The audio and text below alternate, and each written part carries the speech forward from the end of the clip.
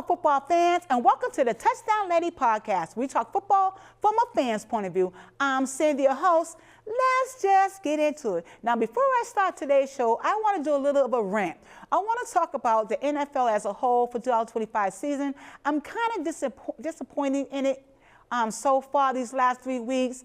The excitement, I love the game of football. I always have. I've been watching it for a while. And I'm just kind of disappointed how the NFL is turning into something that other than sports.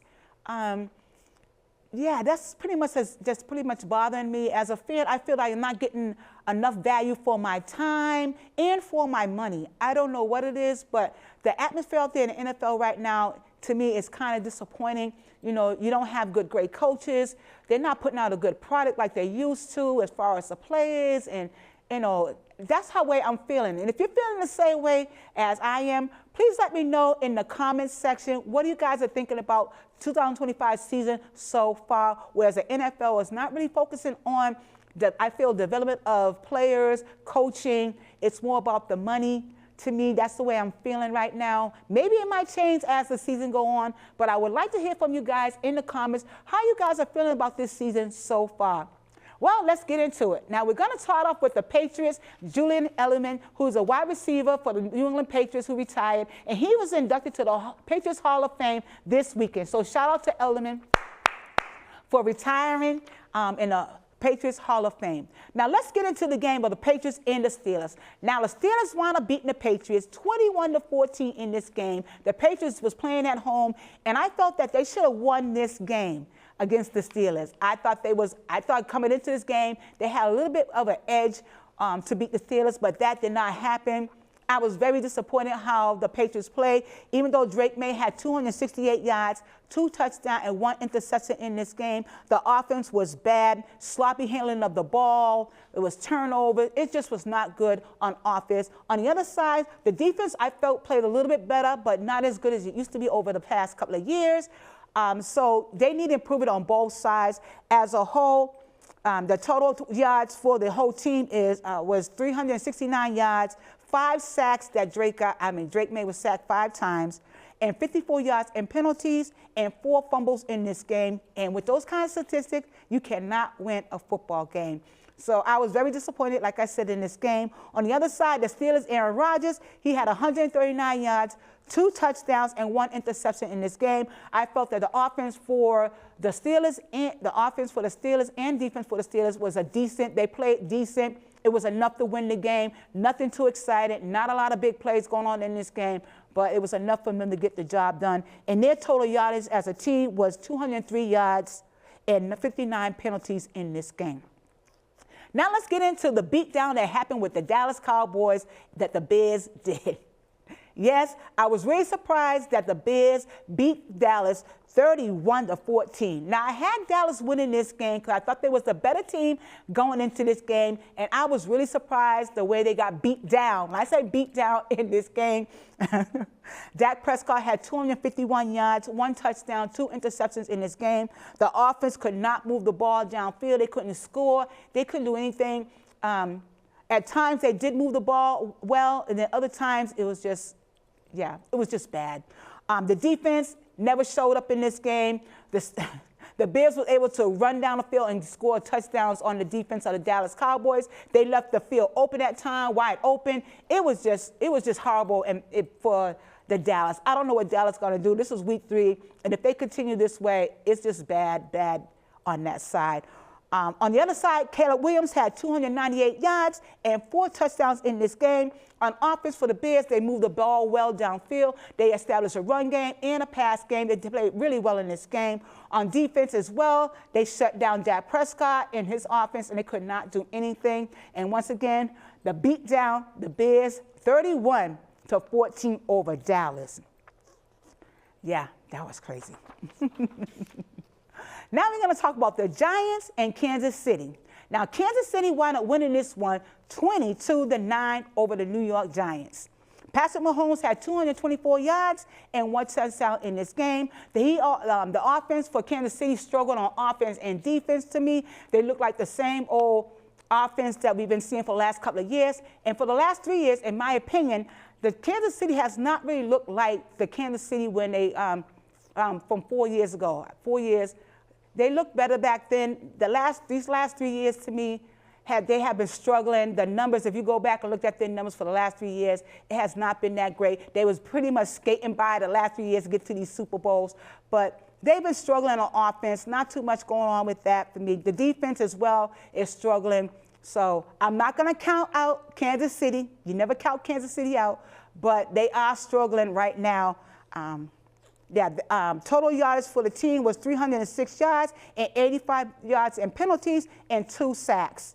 For the Giants, Russell Wilson, they actually got booed. Russell Wilson and the Giants actually got booed by the fans. But Russell Wilson had 160 yards, no touchdowns, and 2 interceptions in this game. The offense was bad.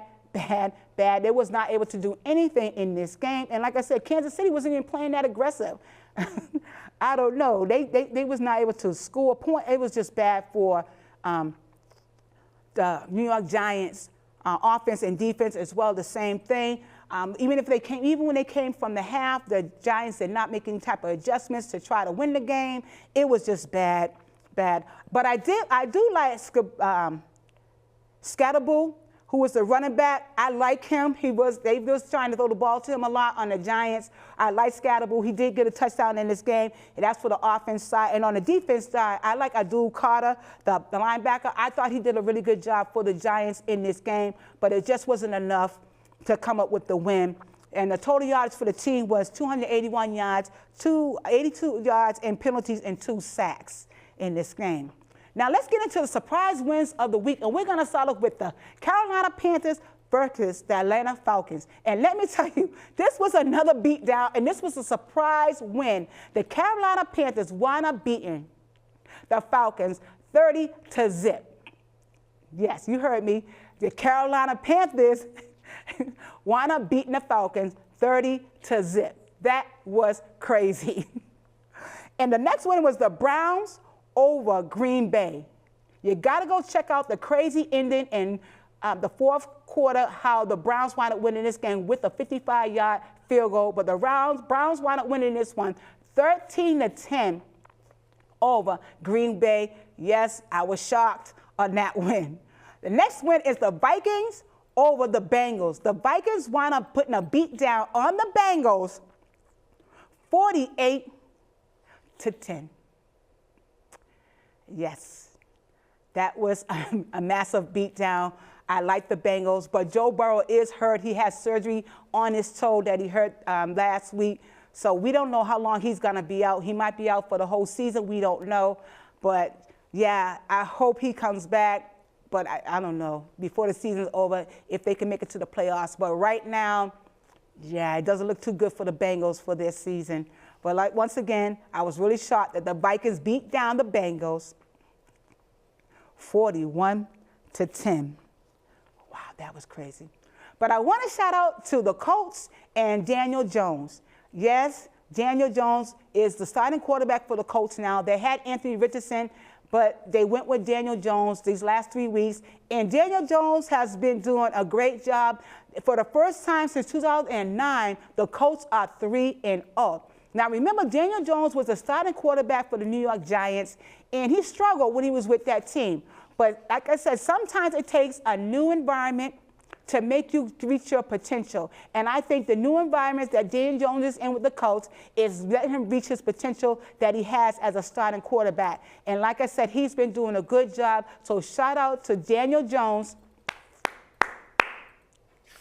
for the last 3 weeks with the record of 3-0.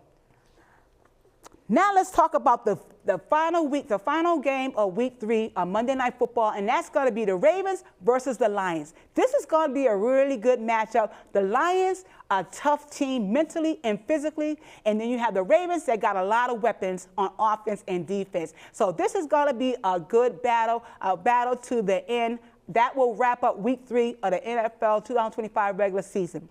And Thursday night starts Week 4 of the regular season for the 2025 season. NFL, and that's going to be a divisional game between the Seattle Seahawks and the Arizona Cardinals. So that is going to be on Thursday Night Football. Well, this is the part of the show. If you want to reach out to me, you can email me at touchdownladies@gmail.com. That's touchdownladies@gmail.com. And I like to end the show on something positive, and I do something I call Facts, Fun, and Football, where I reach in here, and I get something fun to end the show on. Let's see what we're going to get. And this is going to be a joke. Where do Jedis play football? On the Force Field. And this is Sandy from the Touchdown Ladies saying, don't forget to smile, be happy, be kind, put your action behind your plan, and keep moving forward. And I'll talk to you later. Bye.